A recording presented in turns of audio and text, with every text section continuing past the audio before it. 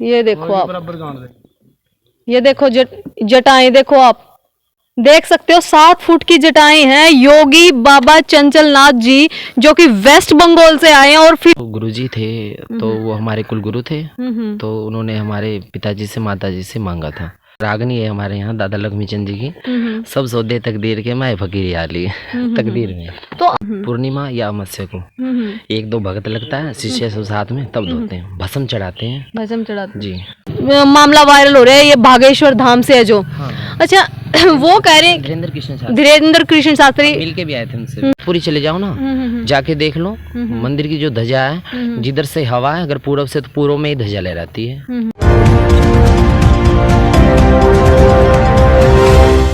हरियाणा देखने वाले सभी दर्शकों का स्वागत है हमारे YouTube चैनल पर। मैं मेनका देसवाल।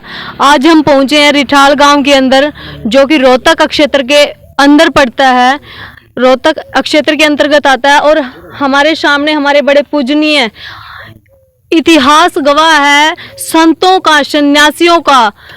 प्राचीन काल से ही हमारे समाज में बहुत अधिक महत्व है, बड़े माननीय है हमारे सदा से। इनके चरणों की धूल भी अगर प्राप्त हो जाए किसी इंसान को तो उसका जीवन धन्य हो जाता है, क्योंकि इनके त्याग और तप की ऐसी अनेकों कहानियां हैं जो शब्दों में बयान नहीं की जा सकती। आज ऐसे ही साधु वर्ग है हमारे समक्ष बैठा है। प्रणाम जी। जय श्री राम, सीताराम आदेश सबको नमस्ते। अपना शुभ नाम महाराज जी? योगी बाबा चंचल नाथ। लटाई है जो लटा बोलते हैं ना, जटाई बोलते हैं, ये असली है या वैसे ये टोकरा इतना बड़ा बन रहा है नजर? हाँ जी दिखाना पड़ेगा, क्योंकि कई बार अपने व्यूअर जो कहते हैं कि ये तो झूठा नहीं। अपना प्रतीक इसमें व्यूअर को दिखाना पड़ता है, क्योंकि ये दुनिया इसी है कि जब तक नहीं दिखा। ये देखो आप देख सकते हैं, एक बार जूम करके दिखावांगे। अच्छा ये तो पूरी 7 फुट की है महाराज जी।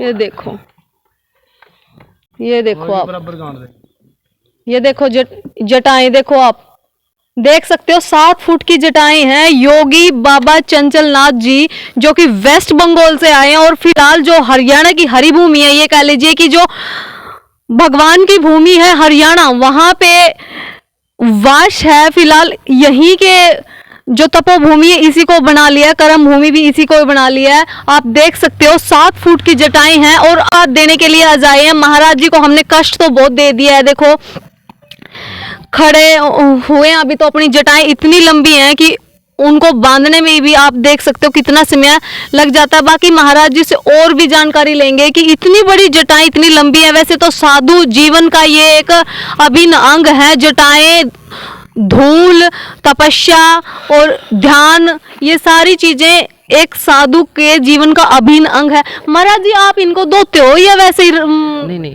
इनको धोया जाता है, वॉश करते हैं इनको महीने में एक बार, पूर्णिमा या अमावस्या को 1-2 भगत लगता है, शिष्य सब साथ में तब धोते हैं, भस्म चढ़ाते हैं। भस्म चढ़ाते जी। अच्छा मार अबर के जे 10-15 दिन ना सिर दो है ना, तो योग साधना है, साधना से, और कंघी नहीं करना, तेल वोल कुछ नहीं लगाना। अच्छा जिस तरह हम 15-20 दिन ना दो तो डैंड्रफ वगैरह हो जाए, खुजली होने लग जाए। अच्छा क्या सन्यासी जीवन का इतना प्रभाव हो जाए कि मतलब कुछ भी 10 साल भी ना धोए तब भी कुछ नहीं होगा? जो इतना प्रभाव है, भजन से सब कुछ है। अच्छा आप सोचते को नहीं इस चीज न लेकर, या होता ही नहीं सन्यासी जीवन में? नहीं, हम सोचते नहीं है। तो अच्छा ये सन्यासी जीवन में आने का क्या कारण है? कहाँ से ध्यान में आई ये बात? बस कर्म योग लगा लो, भाग्य लगा लो, है ना। एक रागनी है हमारे यहाँ दादा लक्ष्मी चंद जी की। सब सौदे तकदीर के मैं फकीर आली तकदीर में। तो आपके मन में ये विचार कब आया कि मुझे तो जो सन्यास का जीवन है या के साधु का जीवन हो उसको ही धारण करना है? दरअसल हमारे जो गुरुजी थे तो वो हमारे कुल गुरु थे। तो उन्होंने हमारे पिताजी से माताजी से मांगा था एक बच्चा में। जी, हम धूने पे चढ़ा दिए थे। कितने 6-7 साल की आयु थी हमारी लगभग, मतलब छोटी आयु थी। हाँ। एक साधु की जो जीवन है, साधु का जीवन है जो, और एक सामान्य व्यक्ति है, दोनों में मतलब किस प्रकार से दोनों भिन्न है? क्या एक मतलब आप सामान्य जीवन में रह के ऐसा साधु वाला जीवन नहीं? नहीं, उसमें तो अब वही आशा तृष्णा मोह माया काम क्रोध मत लोभ मोह अहंकार सबको तजना है ना। मारो मन और जीतो इंद्रिय बन जो अटल फकीर। मन को मारना, इंद्रियों को जीतना। हमारी संप्रदाय में एक शब्द बोला जाता है आदेश, सुना भी होगा, सब बोलते हैं। तो हमसे किसी ने पूछा कि आदेश का मतलब क्या, कि आप किसी को आदेश दे रहे हो कुछ काम के लिए? बोले नहीं, आदेश का जो मर्म है, आ मैंने आदि अनंत शिव है जो, दह मैंने देरू भी और सह मैंने सांसारिक बंधनों से दूर, वो आदेश शब्द का मर्म है, उसकी गहराई जी। या फिर हम ये कह लीजिए कि साधु अपना जीवन समाज के लिए इस प्रकार त्याग देता है कि तो संत तो विश्व कल्याण के लिए, और हमारा देश भारत देश ऋषि मुनियों का देश है, साधु संतों का देश है। एक भारत ही ऐसा जिसमें गंगा है, न किसी देश में गंगा नहीं है।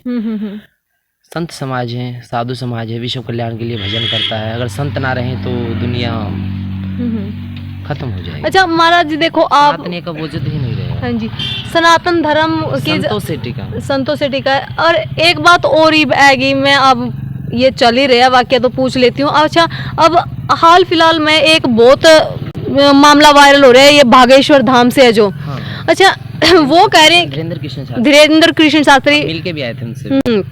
अच्छा, कई तो अपने खुद जो अपने सनातनी है, कई योगी कह ले, वो भी उनको ऊपर ये कहने लग जाए कि तो डोंग कर रहा है, ऐसी नेगेटिव एनर्जी भूत प्रेत के लिए जो दिखा रहा है ये उन देनी।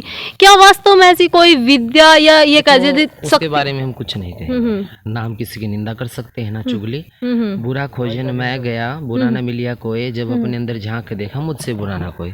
बस सब ठीक है, हमें दूसरे से क्या मतलब, संत को क्या मतलब, कौन क्या करे ना करे, अपना भजन करो, ठीक है वहाँ। अच्छा, बाकी जो सनातन को आगे ले जाने की बात कर रहे हैं उस पे क्या कहोगे? हिंदू राष्ट्र के लिए बोल रहा है, हम उसके साथ हैं इस चीज में। और जो हिंदू राष्ट्रता के लिए बोलेगा उसको तो भाई 10 विरोधी है ना, फिर उसको तो बोलेंगे ही, पाखंडी भी बताएंगे। अभी हम कुछ बोलने लग जाए सनातनी बनाविए करो तो 10 विरोधी हमारे खड़े हो जाएंगे। अच्छा, आपने जब से ये सन्यासी जीवन ग्रहण किया तब से आपकी लाइफ में क्या क्या चेंजेस आए हैं? बस आनंद है, आनंद है जी, परमानंद है, परमानंद है, उससे भी ऊपर सच्चिदानंद है। जो हमारे महाराज जी उनसे पूरा परिचय करवाएंगे और पूरे आज तो कसर नहीं छोड़ेंगे, मतलब सारे सवाल पूछने। आप बंगाल में थे, वहां से हरियाणा आने का क्या आपका मन में आई? योग लेके जाता, जहाँ दाने पे नाम लिख दिया वहाँ जाना पड़ेगा जी। अच्छा, दोनों जगह की लाइफ में क्या ये बंगाल के बारे में एक चीज काफी फेमस है, वहाँ काला जादू है जी, रियल है सब। क्या ये सच है? सत्य है। क्या ऐसा जादू वास्तव में हुआ या फिर ये बहम? नहीं, सत्य सब, असत्य कुछ भी नहीं है। यानी कि बीज गोना मेट नहीं होता, अगर वो सब खत्म हो जाएगी सृष्टि खत्म हो जाएगी। कामाख्या जो है 51 शक्तिपीठों में से एक प्रमुख स्थान है, और सरकार भी जिसको मानती है, तंत्र विद्या का सबसे बड़ा केंद्र है। माँ की योनि गिरी हुई है वहाँ पे, गुप्त अंग जो है माता सती का विष्णु जी के द्वारा सुदर्शन चक्र चलाया गया था, वो 51 खंड हो गए थे सती के। जहाँ पर अंग गिरा वहाँ पर सती का स्थान बन गया। तो वहाँ पर भी 8 जून को माता के कपाट बंद हो जाते हैं। जो पत्थर की योनि है उससे रक्त निकलता है, माता रजवशला होती है, आदि शक्ति जो है उसकी रजवशला होने के कारण ब्रह्मपुत्र नदी है वो लाल हो जाती है। 3 दिन के बाद वो कपाट खोले जाते हैं, वहाँ से एक वस्त्र उठाया जाता है सफेद कलर का, जो ये बांधा हुआ ना हमने, तो ये ब्लड से लाल हो जाता है। अच्छा, और कई ये कहते हैं, देखो हम पूछना चाहते लेकिन पत्रकारिता इस लाइन में पूछना, अगर ये तो डोंग ऐसा कोई साइंटिफिक ऐसा लो पावागा कि वहाँ से ऐसा कोई केमिकल निकलता होगा? अगर ऐसा कुछ है तो उसको छोड़ो, जगन्नाथपुरी चले जाओ ना, जाके देख लो मंदिर की जो ध्वजा है, जिधर से हवा है, अगर पूर्व से तो पूर्व में ही ध्वजा लहराती है, वो विपरीत क्यों नहीं लहराती? 7 हंडी चढ़ाई जाती है भोजन की, पूरे भारत की सबसे बड़ी रसोई है जगन्नाथपुरी में। तो सबसे पहले ऊपर वाली हंडी का भोजन पकता है, सबसे बाद में नीचे वाले का। जाके देख लो कोई भी, प्रत्यक्ष को प्रमाण की जरूरत नहीं। तो कहीं न कहीं मतलब हमारे देश में ये कह लीजिए कि जहाज नहीं जा सकता, मंदिर पे कोई पक्षी नहीं बैठ सकता, और सबसे बड़ी बात यह है मंदिर की परछाई नहीं आती। पूरे सृष्टि ऑल वर्ल्ड के अंदर ऐसी कोई भी चीज नहीं है, पत्ते से लेके कीड़ी कंस से लेके हाथी तक, जिसकी परछाई ना हो, उस मंदिर की कभी कोई परछाई नहीं आती जी। यानी कि हमारे देश में ऐसी पावर है जहाँ साक्षात भगवान के जो अंग, सनातनीय से ही सब धर्म है, 4 वेद, 6 शास्त्र, 18 पुराण, 108 उपनिषद है ना, 18 इन्हीं में से निकला कुरान। सबसे बड़ा सनातन, अगर सनातन नहीं तो किसी धर्म का कोई वजूद नहीं है जी।